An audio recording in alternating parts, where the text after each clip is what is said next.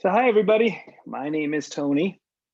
As Whitney mentioned, thank you all for being here, and thank you for inviting me, Whitney. Anytime that I can talk about home inspections, I like totally nerd out, and so you'll have to shut me up if I talk a little too much. Um, so a little bit about me. I own a company called Villa Home Inspections, and you can probably see all the info above my head here. I've been doing a lot of Zoom during the pandemic. So it has its positive and its negative things. It's really nice to see people in person and shake hands, but in the meantime, this will have to do. So I've been in business for 23 years now. Um, I am as Whitney alluded to, I am a licensed general contractor, though I don't really do any construction work anymore. I do inspection work only. Um, I am a ICC Certified Residential Construction Inspector, and what the ICC is the International Code Council. They are the ones who write the building codes that your local building official uses when they come when you're building something and they send a building inspector. So I do contract with a couple of local cities as well. So I do work for local cities. I'm also an ICC Commercial Construction Inspector. I am a NACHI certified home inspector, and that's the National Association of Certified Home Inspectors, the largest trade organization for home inspectors. Funny tidbit of information is that in California, there is no licensing requirement to be a home inspector. Anybody can say they're a home inspector and put up a website, and all of a sudden they're a home inspector. So whether you work with me, and I hope you do at some point, or work with somebody else, just make sure, please check their credentials, call them, speak with them. I have an entire article on my website about what you should do to screen your home inspector, if and when you need one. I'm also a California Office of Emergency Services post-disaster inspector.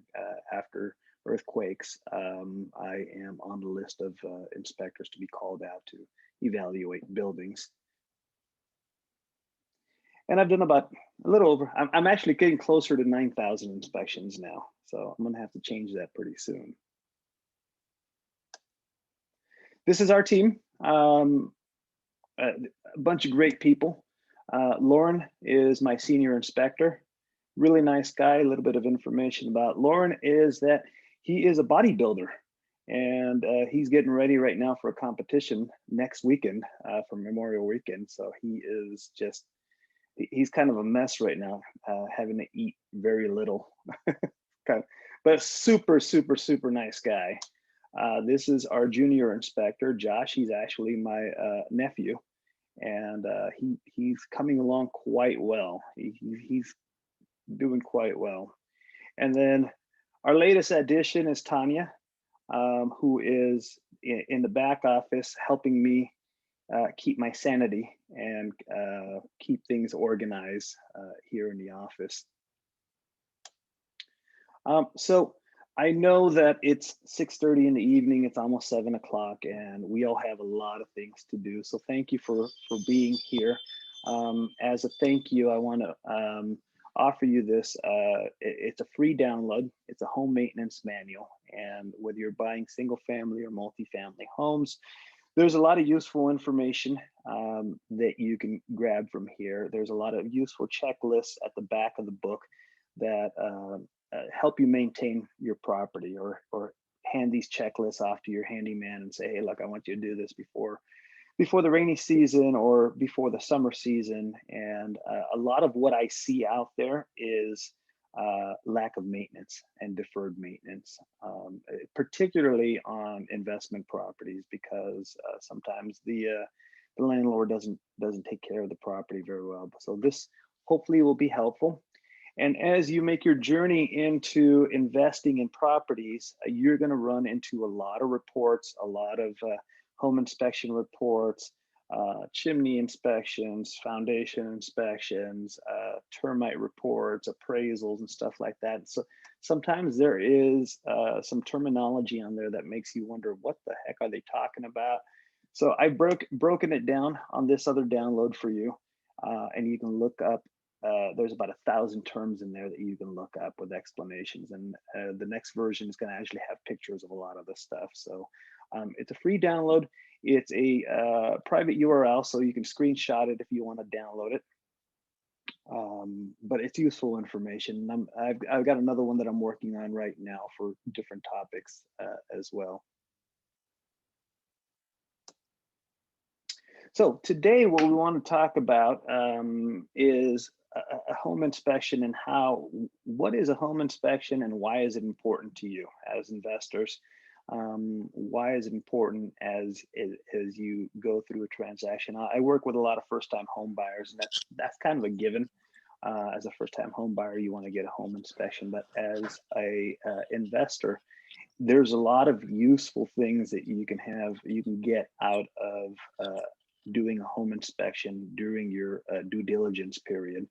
I see a lot of investors come and they'll come with a handyman, or they'll come with a contractor, and I get it. You want to have them there as well, because if you're planning on doing work like knocking down walls or doing things like that, you want to have them. But you want to have a home inspection is going to give you a complete picture of all of the major systems of the house, not just one area. For example, it's going to cover your roof structure and the condition of the roof. That's one of the biggest expenses that you have on a property is your roof. It'll cover your roof, your foundation, and Whitney knows this. We've seen a few places, including the one that she texted me a picture of yesterday that had some serious structural issues, and I've gone to a lot of inspections, particularly down in Long Beach, Palisades area, Torrance, Inglewood, that have, and I'll talk about it a little bit later, that have expansive soil, and it creates a big problem for certain properties. So it's one of the things that you're going to want to look out for as you start looking for properties, investment properties. There's also for larger buildings, soft story buildings, and soft stories are basically what happened in Northridge. If you remember the Northridge quake, after the quake, there was entire buildings that just pancaked down onto the carports underneath, and those buildings were considered soft story. And I'll explain a little bit more. And there's a lot of useful info on my website about soft stories. Certain cities require retrofit. So if you're going to buy a soft story building, you definitely want to know whether you're going to be required to do that, because it's going to cost you upwards of $10,000 to retrofit a soft story building. Your electrical system, and I'll talk a little bit more about the electrical system in a little while, because there are a couple of caveats or a couple of red flags that you want to look for in the electrical system. There are two manufacturers in particular that manufactured faulty electrical panels, and I'll touch on that, because if you happen to inherit one of these, you might find yourself having to replace several electrical panels throughout the building. Plumbing system. We'll talk about different types of plumbing systems and sewer inspections, which, as Whitney knows, they're critical as part of a home inspection. HVAC systems on residential properties, particularly investment properties. I see a lot of people who just don't use their system regardless, but I'll touch on what some of the requirements are and some of the different types of systems that you can consider if you're renovating a unit.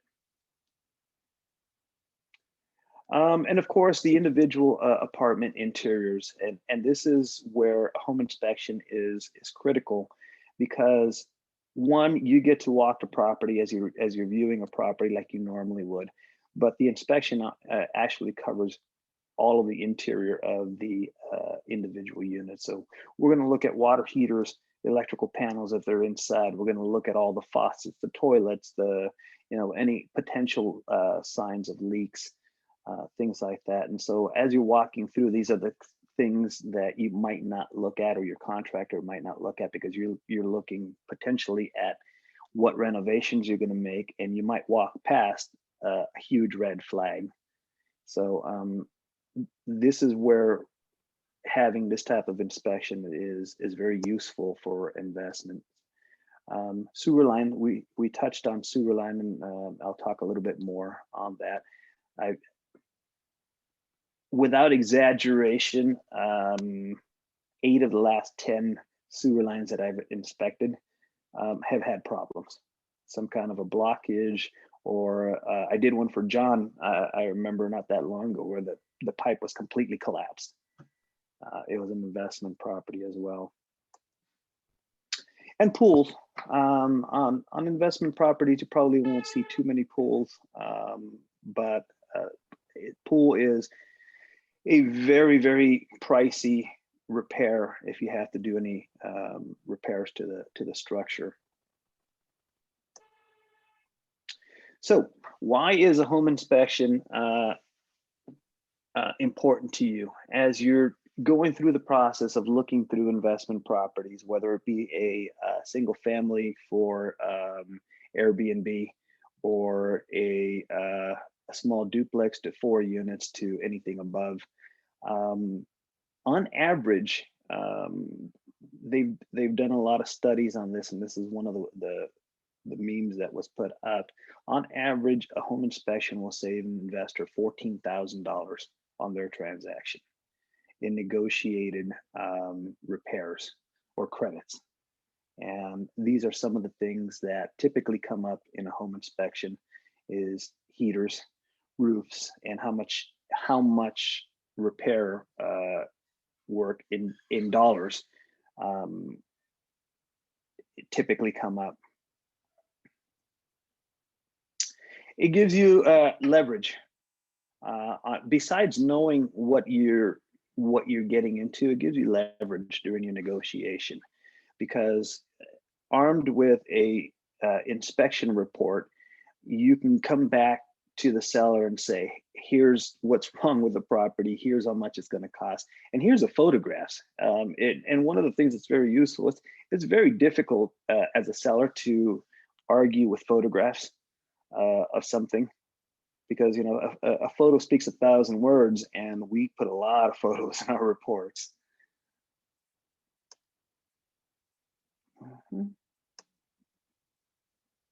It helps you make informed decisions. Whether you end up buying the property or walking away from it, knowing what you may or may not be getting is critical. Sometimes, the property might look good, and I've seen a lot of renovated properties and flips, and it's sometimes putting lipstick on a pig. And as we start digging through the inspection, we realize there's nothing that gets my attention more when I walk into a building than a fresh coat of paint.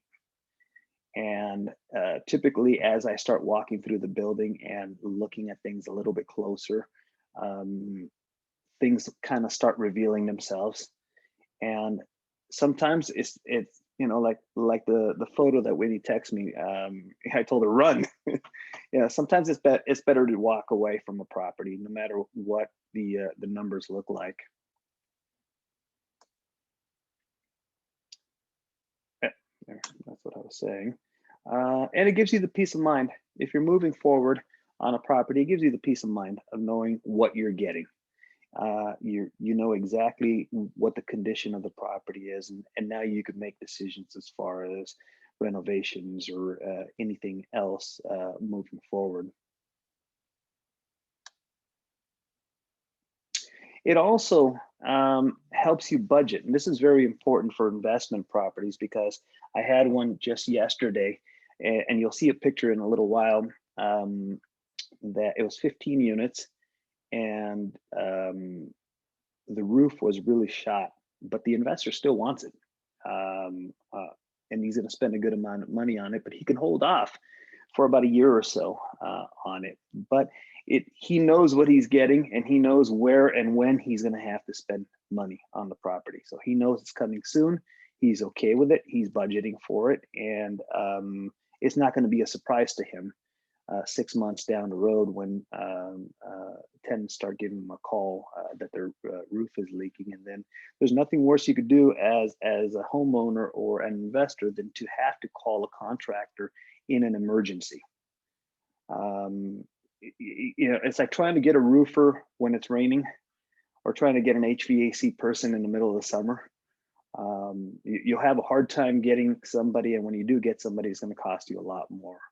So this is where an inspection is very useful during your transaction. So on my website, there is a lot of useful information. There is a page particularly for multifamily. If you go under other services, when you get on my website, it breaks out into different pages, and one of them is tips for buying an apartment building or buying investment property, and some of the things that you should consider. Not all of them pertain particularly to home inspection. Some of them pertain to, making sure that you get all of your disclosures and rent rolls, and double checking them and stuff like that. So a lot of good information on there. What your report should include. Like I said, I'd love to work with you at some point, but if you decide to go with somebody else, these are the things that your inspection should include, as you're moving with your transaction. There's an article, and I have to go back and revise it because I know that there's been a couple of things that have changed. This is pre-pandemic, the new rent control laws that came into effect. And I kind of broke them down and made them really simple. But there's a couple of revisions that I have to go in and make. We talked about soft stories. And on this page, you're going to find all the requirements for the 5 local cities that require soft story retrofits. And it'll tell you by when you buy it, by how much time you have before you're required to do the retrofits. And that's what a retrofit looks like on a soft story. Then there is balcony inspections. Anything over 3 units in California now has to, if it has a balcony that cantilevers, your balconies have to be inspected. They're required by law to be inspected. And so that article will talk about all of the requirements that you have to meet. And then, of course, there's a sample inspection report if you want to take a look at what one of my reports looks like and what it covers. Let's take a look. The day of the inspection, and I cannot tell you, and this is one of the things that I really, really need to emphasize. I cannot tell you how many people do not show up for their inspection, particularly on investment properties. And I get it, everybody's busy. But this is probably one of the best things that you could do for yourself if you're looking to invest in a property, is actually be there, because you get the opportunity to see everything firsthand. You get to walk the property. You get to ask somebody like me questions. And in my case, because I am, and not to toot my own horn, but because I am a licensed contractor, I can talk about certain things that regular home inspectors cannot. Business and Profession Code says that unless you are specialized or have the license to do that particular work, you're not allowed to, as a home inspector, to make recommendations on things like knocking down walls or room additions and things like that. So highly recommend that you show up and leave Uncle Bob at home. Uncle Bob, I say it jokingly, but it happens every so often. I had one just last week. Is a well-meaning neighbor, or in the case of last week, was actually an uncle, except his name was Jeff, who showed up and wanted to be there to assist his niece, and had 1,000,001 questions that really, unfortunately, didn't pertain to what was important on the property. And sometimes, when you have a contractor and they're there for a very specific reason, of course, you want to have them there, like a plumber or a general contractor. But sometimes, the family handyman serves more of a detraction during the inspection, because if you've done your homework, and the article that I wrote for the website, if you've done your homework this far and you've checked out your home inspector and you've checked their qualifications and you've spoken with them, you should have the peace of mind of knowing that they have your back and they are going to be looking out for you. And so it makes sense to let them do that. And then if you need to come back with somebody else, and you can come back with somebody else. And that's what I was talking about, is sometimes in the case of Uncle Bob last week, or Uncle Jeff last week, he followed me around the entire inspection, asking things like, what about this crack? And what about this? And so I won't stay on it too much, because I don't want to say anything bad about Uncle Bob, but sometimes it's best to hold off on Uncle Bob for the next visit. I do recommend, when you come to the inspection, bring a pad of paper to take notes, and a pen, because there's going to be a lot of information that's going to fly by, things that you might want to remember after you leave. And take notes on, take measurements, bring a measuring tape if you want to measure something, bring a camera. I highly recommend, when you're touring a property, bring a camera and take a boatload of pictures, because once you leave the property, you're going to be remembered, particularly if you've seen more than one property, you're going to be wanting to remember, oh, can I do this with this, or can I remove this wall leading from the living room to the kitchen and open things up? And how big is that room, and can we make it bigger? So when you're there during your inspection, this is the perfect opportunity to take measurements, take photos, take notes, so that you can remember, particularly if you're considering more than one property. So a couple of the things that come up during inspections. One of them is plumbing issues. And we alluded to sewer inspections. Sewer inspections, on average, when you have to have a sewer line trenched, you're going to spend between $5,000 and $10,000. When you get, this is an actual photo that I took back in September of a sewer. And what happened in this particular case, and this is a single family residence. What happened in this particular case is that I went in, I did the scope, and it was completely blocked. And so the agent requested that the seller snake the sewer line. So the seller came back and said, yeah, we snaked it. And so I told the agent, ask for a follow-up video camera inspection. And they couldn't come up with it. And so the agent was not feeling too well about it. He called me back. And this is what we came to find, is that they had snaked a tiny little hole in this 4-inch pipe. And so that was going to back up literally within a few weeks. It was going to end up backing up again. So if you ever find yourself in the situation where you have to snake something, I highly recommend that whoever does the work, you request that they do a camera inspection to show you, to confirm that whatever blockage was there has actually been removed. Because they'll snake through about 2 inches right there, not even 2 inches. And then 3 months down the road, you're going to be calling them back. Couple of things to whether you want a sewer inspection or not, because it's not always necessary. And as much as I'll be happy to sell you a sewer inspection, I'll be honest and tell you when you don't need it. And there's been a couple of situations where my clients haven't needed it, and I've gotten to the inspection. And I said, listen, there's a big tree in the front yard, but your sewer line goes towards the backyard, and there's absolutely nothing there. So in this case, you don't really need it. If the property is an older property, that's the first red flag that you might need one. I see it particularly in Long Beach. There's a lot of older properties.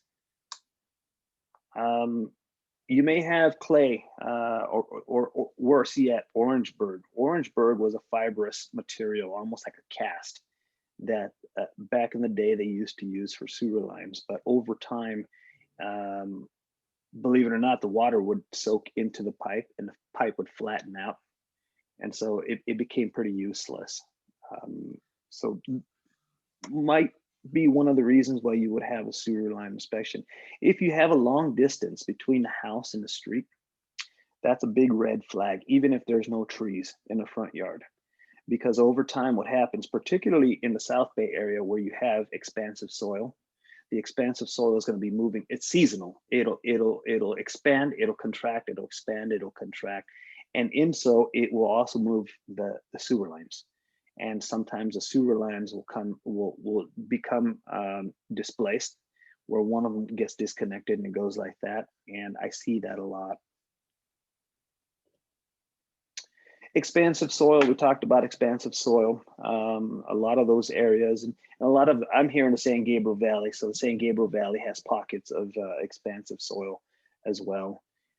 Or fill on newer 1980s tract homes. They used to fill or backfill areas before they built, and caused a lot of settlement and caused a lot of damage to sewer lines. So I run into that a lot. Earthquakes, of course, that's kind of a given in certain areas in the San Fernando Valley in particular, around those areas. If it's an older house, you're definitely going to want to consider doing a sewer line inspection. Of course, trees in the front yard and any known issues with drainage. If there's any disclosure about sewer lines, you absolutely want to do that, because on single family homes, I hear a lot of people say, well, I have one actually right now, the toilet's backed up. An agent called me, they just moved in, toilet's backed up, and the home warranty denied them. And so they called their home insurance, and they got denied as well. So he's calling me trying to figure out what they're going to do, because it was a known issue on the property already.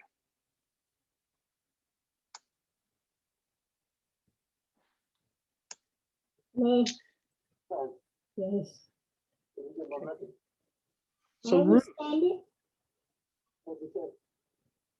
this is a roof that I just did. This is the one that I just told you about, 15 units. Hey Tony, can you mute? Hey Stacy, can you mute yourself? Oh, sorry. 1 moment. I don't know if I.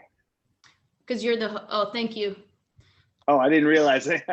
Yeah, because I'm not the host anymore. I don't think I can mute people, but she did. Oh, Thank okay. you, Stacy.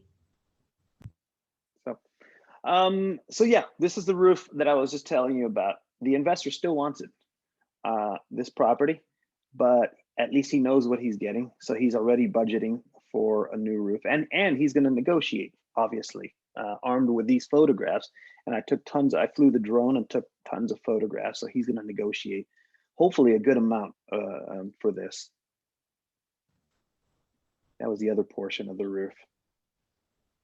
So when we do roofs, we either physically get on a roof, and that's Lauren on a roof, or we'll fly a drone and take, in this case, the 2 top pictures, they were with a drone, and we take high def photos. And I mean, you can literally zoom into the grain level on the roofing. And it gives you really, really good indication as to one of the major systems of the property. Hey Tony, a question actually came up from Keith. Is roof repair often more expensive than foundation? Ooh, in my experience, if it's a roof that's completely shot and it's going to have to be replaced, it varies. It can be pretty expensive. This particular building, I ballparked it between $25,000 and $30,000. Foundation work a lot of the time doesn't require major work. It requires repairs. I had one that had a lot of expansive soil, and there had been a lot of cracks over the years. But the guy who went out there to give them the quote for the foundation repairs came in a little under $8,000. So it wasn't that bad. So a lot of people think that foundations, and I'll talk a little more about that right now. When you have a foundation issue, a crack on the foundation or some settlement, that is an automatic run situation. Not all the time. A lot of the times you can do retrofitting and you can do foundation repairs, and it's really not that expensive. Where there are certain situations where you have to do what's called underpinning, which is getting underneath the foundation with new concrete and or piers and stuff like that. That's where you start talking about, you know, really big numbers. But in 23 years of doing this, I've only had a handful of foundations that have had that kind of damage. Most of the time it's fairly repairable. So in answer to the question, Keith, they're pretty comparable. They're pretty comparable. Now this one that you told me to run from yesterday, you could tell from the photo what. Oh geez, the floor was just buckling in different areas, and I can see that from the photos. You were looking at having to fix the slab, and then of course find out what caused all of that, and probably fix the foundation as well. So you're looking at that. Looked like you were looking at some pretty significant work, and based on the hillside, the pictures that you sent me, I could see that there was drainage issues, and so you were also looking at doing, you know, pretty significant drainage work outside as well. So yeah, every situation is a little bit different, but you know, sometimes, you know, like I said earlier, you know, the best thing to do is just walk away, even if it looks like a really good deal. Electrical, I talked about electrical a little while ago. These are the things as you're walking through a property, and I always tell investors, and I tell real estate agents, don't be afraid to ask to look at stuff if you're walking through a property. Go look at the electrical panel. Go look at the water heater. You know, this is where the bodies are buried, because when you look at you go and you open up the door, and it's simple. You don't have to really know a whole heck of a lot. A lot of the stuff is pretty obvious, and these are the two things that if you can take anything away, these two pictures right here, if you see these electrical panels on a property you might be looking at, you can either A, know that there's going to be electrical problems, or B, start budgeting to repair or replace the panels. Federal Pacific and Zinsco. These are manufacturers that were out in the early 1930s, something like that, 40s. Lots of problems with these panels. Neither one of these companies is in business any longer. Federal Pacific got sued out of existence, and then they went bankrupt. They got purchased by a different company, and then they ended up going bankrupt. And I'll give you a quick rundown on what the issues are on these panels. They ended up causing house fires, basically, and that's why they got sued. They were never recalled here in the United States, and there was a lot of political issues as to why they didn't get recalled. In Canada, they were recalled. They went by a different name, and they were recalled. But yes, they remain in thousands of buildings. I see these panels on a weekly basis. I run into 2 or 3 of these. Federal Pacific, the one on your right hand side, if you open up an electrical panel, and you might even have this in your own home, and you see orange breakers like that, you probably have a Federal Pacific or FPE panel. The issue with Federal Pacific panels is that the connections of the breakers to the main panel tend to come loose, and then they cause arcing and melting inside the panel, right, which is what you see in this picture right here. The breaker literally melted off because they had a bad connection, and it arced inside the panel. And then the breakers were manufactured faulty. They were faulty as well. On the 220 volt circuits, if there was a short circuit, sometimes the breakers wouldn't shut off and it would cause fires. On the 120 volt circuits, if you turned off a 120 volt circuit, let's say you want to do some electrical work, replace light fixtures, that kind of stuff, sometimes the power would continue to run, which is not good if you're working with a wiring and you'll end up getting electrocuted. On the Zinsco panels, the picture on the left here, the Zinsco panels had two metal bars in the middle of the panel, and that's where all the breakers would get attached to.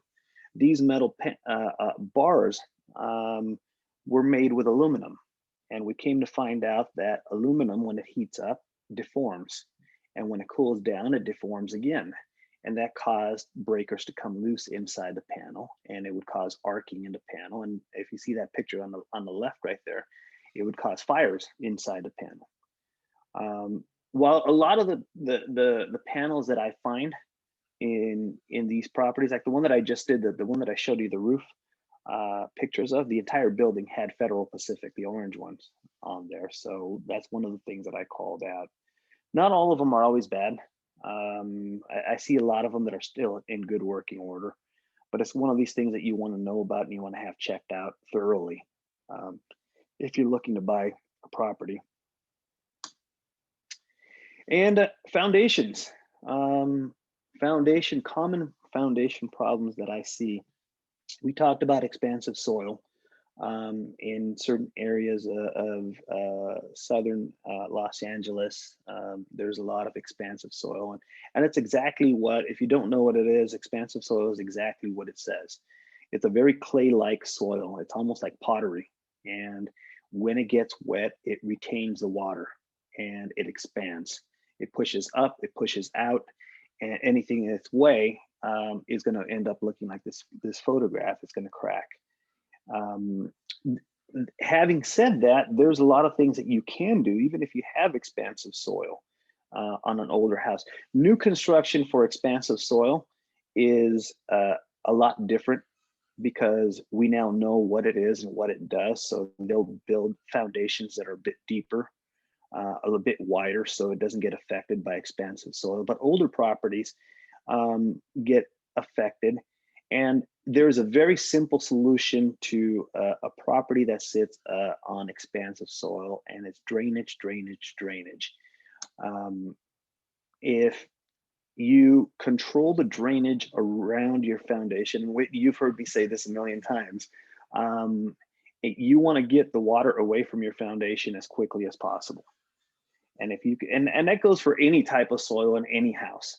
I see a lot of planters around foundations that become little pools of water when it rains. The lack of roof gutters also. It's California, we don't get a lot of rain, so I don't see a lot of roof gutters, but if you wanted to start a roof gutter business here in California, you've hit a gold mine. I can't tell you, I seriously, 9 out of 10 inspections that I do, I call out roof gutters or the lack thereof.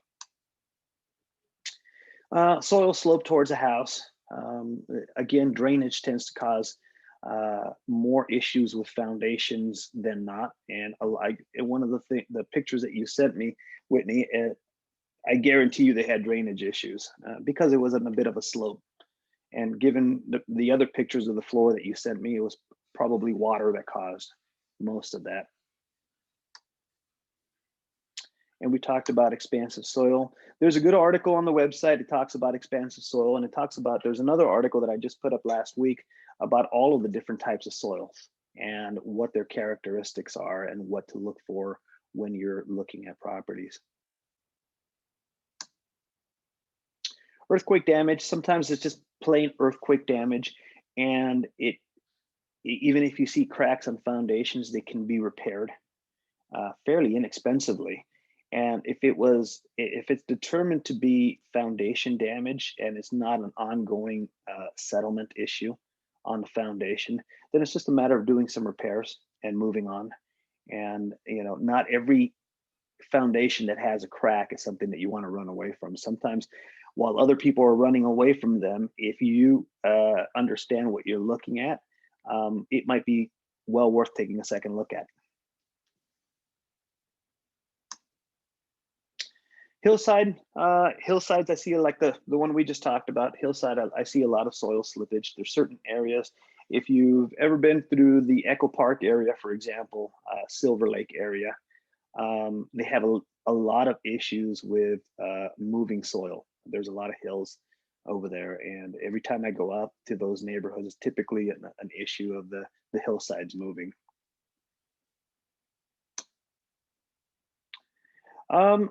Requires engineering sometimes. This is what we were just talking about. Not every foundation that has a crack requires engineering, and sometimes you'll get inspectors. And I get occasionally I'll get a realtor who will send me an inspection report, and some inspectors will immediately say you need a structural engineer. And because of what I said earlier, home inspectors, a lot of home inspectors are not allowed to say, hey, you've got some cracks here, but it's really not that big of a problem, because they're not contractors or building inspectors. So they have to do a little CYA, and they have to say, get a structural engineer. But now you're looking at spending, $500, $1,000 just to get an engineer to give you a second opinion. So once you have your report, and this is circling back to what we talked about, of why is a inspection report important. You have your report, and you're gonna get a lot of information on this report. And what does this all mean to you? What are the big things? What are the little things? I often tell buyers, you know what, if you're gonna ask for a credit or ask for repairs from the seller, ask for the big things, not the little things. I often get some buyers, particularly first-time buyers, who want to ask for everything, and you submit this to the seller, and the seller is going to say, yeah, I'll do X, Y, and Z, and it's usually the smallest of the items. So and this is where having a good realtor comes into play, because like Whitney and I have discussed a lot of times on Zoom calls with clients, we'll go through line item by line item on the report after the inspection and say, okay, this is a bigger issue than this one. This one's not that big of an issue. And this is where you start, zeroing in on what's important and what's not on the report. Because on a report, you'll get a lot of information about all of the different systems, but you need to know which ones are the ones that you want to ask for. And of course, how much is it going to cost to fix that? And I'll get to that in a second. One of the things that we do on a regular basis is I'll schedule a Zoom call, much like this one, or a phone conference call with all the different parties after the inspection, after everybody's had a chance to read the report. And we'll go through, like I said, line item by line item, and say, hey, this is a big one, or this is not that big. Here's what you can do to fix this, or this one's not worth really talking about. But yeah, this is one of those things. Like I said, whether you work with me or you work with anybody else, you want to have the access to that person to answer any questions as you're going through the process. Repairs or credit. For investments, and most of, probably 99% of everything I see right now is credit. Single family homes, occasionally you'll get a seller that'll be willing to make a repair, but most of the time it's a credit. And scheduling contractors. A lot of the times when you schedule a contractor and you only have set amount of time to go into the property, you don't get to see everything. And I tell my customers, getting a home inspection is like going to your doctor for a physical. Your doctor is going to check out all of the main areas of your body, and if something pops out, then he's going to say go see a specialist. And it's much like that during a home inspection. If there's something that I see that I can't explain, or that I think that needs more attention by a specialty contractor, I'll tell you, and then you can schedule a specific contractor to take a look at that one item. And then this one applies primarily to single family residents. I have a service that's called Repair Pricer, and it is a third-party vendor that I work with, and they will take my inspection report and all of the items on the inspection report and actually attach numbers to it and give you an actual estimate on all of those repairs. That way you don't have to schedule the roofer, the plumber, the electrician, all of this stuff to go in there to give you estimates. And they're they tend to price a little bit on the high side, which is actually beneficial to you. But I used to use services like this when I was doing contracting work, and I found them very useful because it gives you a very quick, you get that report back within 24 hours, gives you a very quick snapshot of, how much are we talking about here? And then of course, if you want to have any other contractors come in, you have other contractors come in. But again, it only pertains to single family residences. There's other services like Porch or Home Advisor, and I considered using them and offering their service, but I came to find out that they will just bombard you with offers to do services. And in one case, they actually ran somebody's credit mid-escrow. So the lender freaked out. Why are you running your credit? So I stay away from those two. So that's basically it. Here's my information. On my website, you will find a lot of articles that I talked about and a lot of pages, and I try to provide a lot of information to buyers and investors. But I always say this, please, please, please give me a call if you have any questions. I don't charge for phone calls. Much like what Whitney just said a little while ago, if you're going through a property, you can text me a picture and say, hey, what do you think? And I get that a lot. Or I've gotten some agents that have had other inspection reports from a property that they're looking at, and they'll email it to me and say, hey, what do you think? Can you take a look at this? And I'll say, yeah, it looks pretty good, the report, or no, yeah, you definitely want to get another inspection on that. But there's all my contact info. Please give me a call if you ever need anything. I'd love to work with you. But if you do end up, for whatever reason, working with somebody else, there's an article on my site. There's certain things that you want to talk to your inspector about and actually speak with the inspector, not the receptionist, before you commit to an inspection. So with that, I'll